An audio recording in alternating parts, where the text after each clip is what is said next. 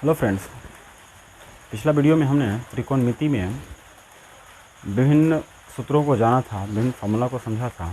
आज हम उसी के अंतर्गत उसके विभिन्न मानों को समझेंगे। विभिन्न कोण, अलग अलग कोण के लिए अलग अलग मान क्या होता है, उसको आज सीखेंगे। ओके, देखते हैं। देखिए, किसी भी बिंदु के चारों तरफ बना हुआ जो पूरा कोण होता है, सीधा समझिए तो पूरा ये कितना है, 90 डिग्री का एंगल है। इधर से कितना होगा, ये भी 90 डिग्री होगा। यदि इसको हम फिर से नीचे ले लें तो इधर से भी 90 और इधर से भी 90, अर्थात ये जो टोटल किसी भी बिंदु पर ये चारों तरफ का जो कोण होता है वह होता है 360 डिग्री। यदि इसी को हम अलग अलग, इसको हम 4 भाग में तोड़ दें तो प्रत्येक भाग होता है 90 90 90 90। ओके, पहला भाग जो होता है, जहाँ पे मान लीजिए कि आप इसमें जब हम एंगल को स्टार्ट करते हैं तो यहाँ से स्टार्ट करते हैं 0 डिग्री, यहाँ तक आएंगे तो ये हो जाएगा 90 डिग्री। यहाँ से यहाँ पर आते हैं तो ये हो जाएगा आपको यहाँ तक 180 डिग्री, और फिर यहाँ पे आएंगे तो प्लस 90 270, और फिर अगला जाते हैं तो इसी को आप कह सकते हैं 180 360 डिग्री। ओके, यदि आप चाहें तो इसी तरह से इसमें राउंड लगाते रहते हैं। फर्स्ट क्वाड्रेंट, पहला जो होता है 0 से 90 डिग्री का जो बीच का जो होता है, इसको हम कहते हैं प्रथम चतुर्थांश, फर्स्ट क्वाड्रेंट। ये है हमारा प्रथम चतुर्थांश।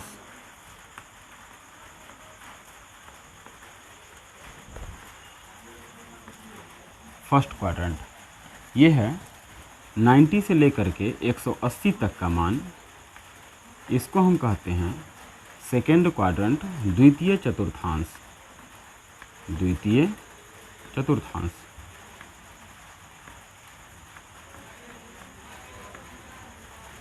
ओके, 180 से लेकर के 270 तक जो है, इसको हम कहते हैं तृतीय चतुर्थांश।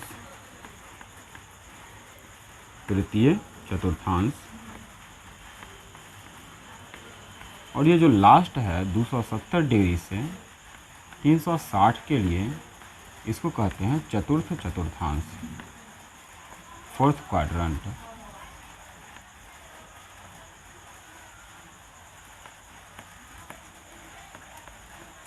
ओके, प्रथम चतुर्थांश में जो हमने त्रिकोणमिति में जो निष्पत्तियाँ पढ़ी थी, साइन कॉस, टैन कॉट, सेक और कॉसेक, वह प्रथम चतुर्थांश में सब के सब पॉजिटिव होता है, ऑल पॉजिटिव। इसमें साइन भी पॉजिटिव होता है, कॉस भी positive, tan cot sec cosec जितना भी है 6 के 6 प्लस में होता है। यदि हम सेकेंड क्वाड्रेंट की बात करें तो इसमें साइन और कॉसेक ये दोनों जो होगा सो होगा प्लस में, पॉजिटिव होगा, और इसके अलावे जो भी बच गया वो सब के सब निगेटिव होता है। तृतीय चतुर्थांश की बात करें तो इसमें टैन और कॉट ये दोनों पॉजिटिव होता है और बाकी बात सब निगेटिव होता है। शेष जो बचा कॉस और सेक, ये दोनों फोर्थ क्वाड्रेंट में पॉजिटिव होगा और बाकी बात सब निगेटिव होता है। ओके, तो आज हम चर्चा करने वाले हैं प्रथम चतुर्थांश में मुख्य कोण जो सबसे अधिक पूछा जाता है, जो सबसे अधिक यूज में आता है, उसके बारे में कि प्रथम चतुर्थांश में कौन कौन से एंगल हैं, जिस पे हम आज चर्चा करेंगे। बाकी बात कल के क्लास में हम सीखेंगे 360 डिग्री तक का मान निकालना। आज हम प्रथम चतुर्थांश में मान निकालना सीखेंगे। ओके, इसमें मुख्य मान है, यदि हम बात करें 6 की तो साइन, कॉस, टैन, कॉट, सेक और कॉसेक, इन 6 पर हम बात कर रहे हैं। इसमें देखिए तो मुख्य जो है एंगल, पहला है 0 डिग्री, फिर उसके बाद है 30 डिग्री, उसके बाद 45 डिग्री, उसके बाद 60 डिग्री, उसके बाद 90 डिग्री।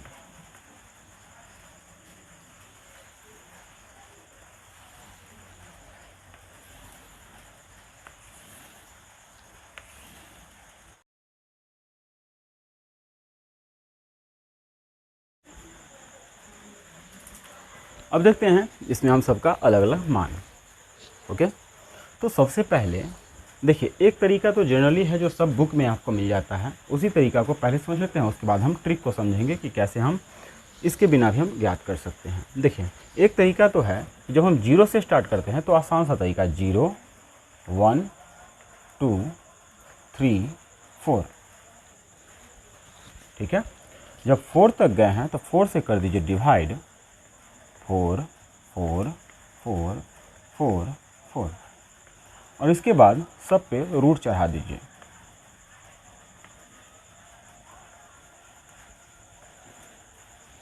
अब यदि इसको हम सॉल्व करते हैं तो 0 में किसी भी संख्या से यदि भाग दें तो 0 ही होगा, और 0 का वर्गमूल 0 होता है, तो ये हो जाएगा 0। यदि हम इसमें निकालें तो 1 का वर्गमूल 1 और 4 का वर्गमूल 2। इसमें निकालते हैं तो 2 1 जा 2, 2 2 जा 4 कैंसिल होता है, तो यहाँ से ऊपर से 1 का वर्गमूल 1 और 2 का वर्गमूल √2। यहाँ से देखें तो √3 अपॉन 4 का वर्गमूल 2। यहाँ से ये कट गया, आया 1, तो 1 का वर्गमूल 1, ठीक है। इसी चीज़ को हम समझते हैं अपने उंगली के आधार पर। देखिए, इसको ऐसे हम सेट कर लें, इसी उंगली को हम ऐसे यदि सेट कर लें, मान लीजिए इसको हम समझने के लिए हम कर रहे हैं।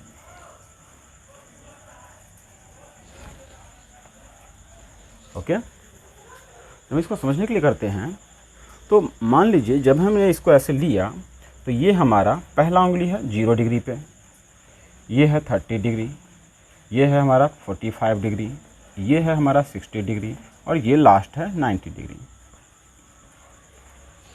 ओके, जब हमने यहाँ से स्टार्ट किया तो देखिए, पहला, दूसरा, तीसरा, चौथा, पांचवा, यहाँ से नहीं, 0 से जब है तो 0 से ही काउंट कीजिए।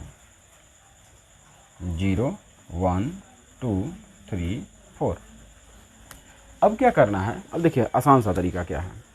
जब हम 0 पे रहें तो करना क्या होगा, तो बता रहे हैं कि जैमा उंगली पे जाएंगे उसको चढ़ाएंगे रूट में और 2 से कर देंगे भाग।